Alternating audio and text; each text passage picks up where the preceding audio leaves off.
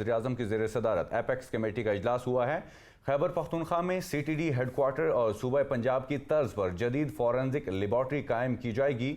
اسلام آباد اور لاہور کی طرح سیف سٹی منصوبہ شروع ہوگا۔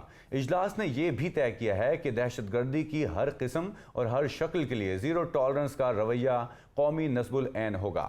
وزیر اعظم شہباز شریف کی صدارت میں ایپیکس کمیٹی کا اجلاس پشاور میں ہوا۔ سیاسی و عسکری قیادت نے شرکت کی۔ اجلاس کو پشاور پولیس لائنز مسجد میں ہونے والے خودکش حملے کی تحقیقات اور دہشت گردوں کے خلاف کارروائیوں پر بریفنگ دی گئی۔ اجلاس نے قوم کو یقین دلایا کہ پاکستانیوں کا خون بہانے والے دہشت گردوں کو عبرت کا نشان بنائیں گے۔ معصوم پاکستانیوں پر حملہ کرنے والے سزا پائیں گے۔ ہر قیمت پر قوم کے جان و مال کا تحفظ یقینی بنایا جائے گا۔ شہداء کی قربانیوں اور دہشت گردی کے خلاف اب تک حاصل ہونے والی کامیابیوں کو رائیگاں نہیں جانے دیا جائے گا۔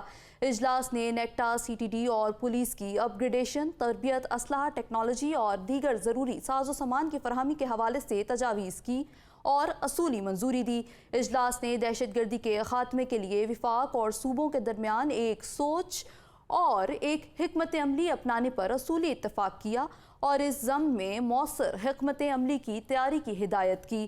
اجلاس نے ملک کے اندر دہشت گردوں کی معاونت کرنے والے تمام ذرائع ختم کرنے پر بھی اتفاق کیا۔